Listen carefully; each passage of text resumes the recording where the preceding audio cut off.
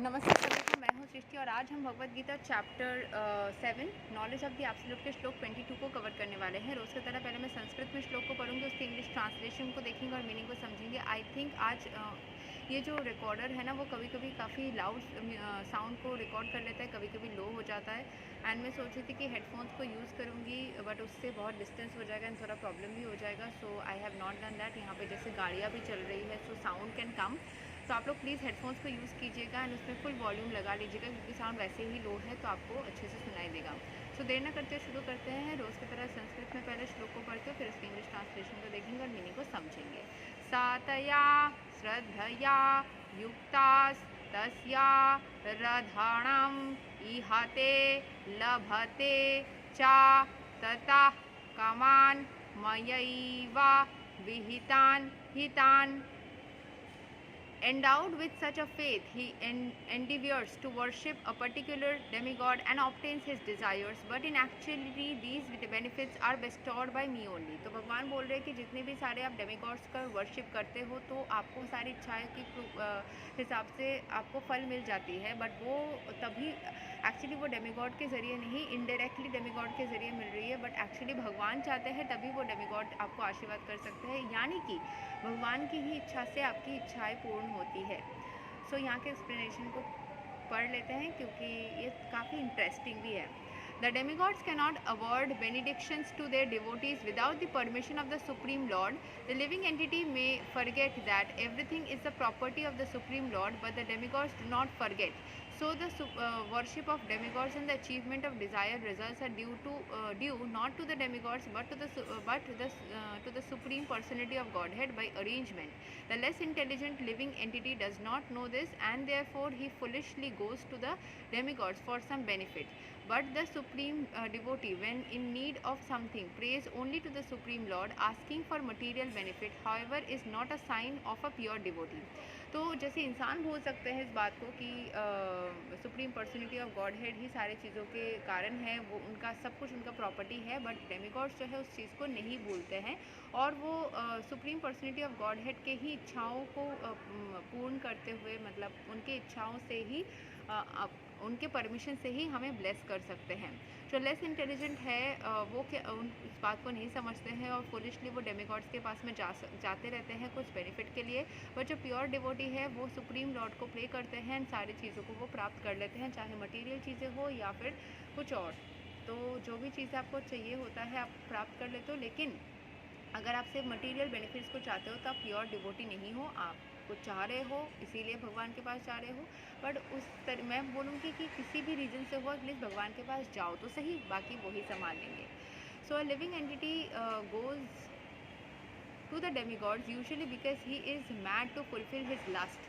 This happens when something undue is desired by the living entity and the Lord himself does not fulfill the desire. तो क्योंकि हम desperate होते हैं, चीज़ों को चाहते रहते हैं, तो भगवान खुद ही बहुत ज़्यादा प्रचेष्टा करने के बावजूद भी वो खुद ही उस चीज़ को नहीं फुलफिल करते हैं। In the Chaitanya Charitamrita, it is said that one who worships the Supreme Lord and at the same time desires material enjoyment is contradictory in his desires. Devotional service to the Supreme Lord and the worship of a demigod cannot be on the same platform because worship of the demigod is material and devotional service to the Supreme Lord is completely spiritual. For the living entity whose desires to return to Godhead, material desires are impediments. A pure devotee of the Lord is therefore not awarded the material benefits desired by less intelligent living entities and therefore prefer to worship demigods of the material world rather than engage in the devotional service of the Supreme Lord. So जो supreme Lord के पास जाएंगे ना, उनकी वो desperation ही नहीं होगी, उनको किसी भी चीज़ को प्राप्त करने के लिए उस लेवल पे चाहत ही नहीं होगी कि मुझे ये चाहिए वो चाहिए, ये दे दो वो दे दो।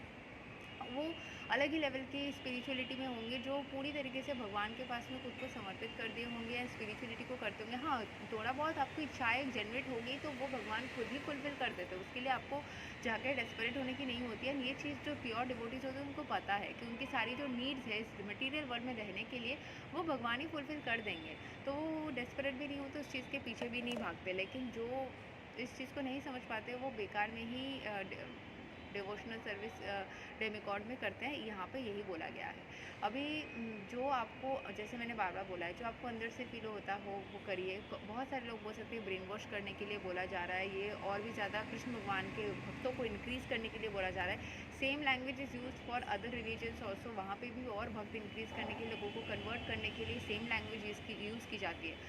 अंदर से आप कोई भी फॉर्म ऑफ डिवोशनल सर्विस को करेंगे, you will get benefit from there, ठीक है। सो अंदर से आप उस चीज़ को करिए, एंड किसी भी फॉर्म ऑफ बर्डन में आके मत करिए कि हाँ अच्छा मुझे तो गणपति पसंद है, अभी मुझे क्योंकि कृष्ण भगवान ही महान है तो मुझे उनका ही करना है छोड़ छोड़ के। मुझे तो महादेव पसंद है, मुझे अभी छोड़ के उनका करना है, कृष्ण भगवान का गीता में बोला गया है। मुझे तो देवी माता पसंद है, लेकिन मुझे माता दी बोलने की जगह हरे कृष्णा बोलना पड़ेगा। ऐसा कुछ नहीं है, आपको जो सही लगता है आप वही करिए। हर जगह पे यही चीज़ लिखा रहता है। मैं अलग अलग ग्रंथों के साथ भी कोशिश करती हूँ थोड़ा थोड़ा लर्निंग लेना, एटलीस्ट थोड़ा बहुत आइडिया करने का कि हर जगह पे क्या बोला जाता है। इस्लाम में जाएंगे तो बोला जाता है अल्लाह ही सब कुछ है, बाइबल में जाएंगे तो बोला जाता है जीसस ही सब कुछ है, इसमें आएंगे तो बोला जाता है कृष्ण भगवान सब कुछ है, कुछ कुछ जगह पे बोला जाएगा तीनों एक ही है, किसी के पास भी जाओ सब कुछ सेम है। Everything has their own definition. Hinduism में भी इतने सारे फॉर्म्स है, सब कुछ में अलग अलग फॉर्म्स को, हाँ सिर्फ प्लैनेट्स को एंड जो अलग एलिमेंट्स है उनको नहीं बोला जाता, बट दुर्गा माता को, कृष्ण भगवान को, महादेव को, इन सबको कहीं ना कहीं से महान बोला जाता है। सो इट डिपेंड्स कि आपको क्या फील होता है। अपने फीलिंग्स के हिसाब से चलिए, बट स्पिरिचुअल बनिए, चैंटिंग्स करिए जितना हो सके। किसी भी फॉर्म ऑफ चैंटिंग एक पकड़ लीजिए जो आपको लगता है कि मेरे को अच्छा लग रहा है, उस चीज़ को करते रहिए, आपकी लाइफ ऐसे ही सुधर जाएगी, बहुत से अच्छे बेहतरीन से बेहतरीन हो जाएगी। यही तक था श्लोक number 22 of Bhagavad Gita chapter 7। आप लोगों को सुनने में थोड़ी सी, मैंने कोशिश किया थोड़ा ज़ोर से बात करूं, बट अगर आवाज़ थोड़ी कम आ रही है क्योंकि मैंने ऐसे फ़ोन को रखा था ना, वो स्पीकर थोड़ा सा दब गया था वो मिट्टी में, इसीलिए, क्योंकि मैं फ्लावर पॉट के ऊपर रख के बॉटल से स्टैंड करके कर रही हूँ। मैं ऑब्वियसली उस तरीके से थोड़ा सा जुगाड़ू तरीके से कर रही हूँ। मैं आप लोगों को जुगाड़ू तरह दिखा दूँ क्या? मन नहीं कर रहा है, बट थोड़ा बहुत दिखा देती हूँ। थोड़ा सा ऐसे जुगाड़ू टाइप का कुछ कर रही हूँ, तो हो सकता है कि थोड़ा सा फोकस में कोई ऐसा हो, इशू हो, या आवाज़ में कुछ प्रॉब्लम हो। तो पहले वो दब गया था नीचे, इसीलिए आवाज़ थोड़ी सी कम ही रिकॉर्ड हुई है। प्लीज़ हेडफोन्स यूज़ कर लीजिएगा, एंड उसके लिए मैं क्षमा चाहती हूँ।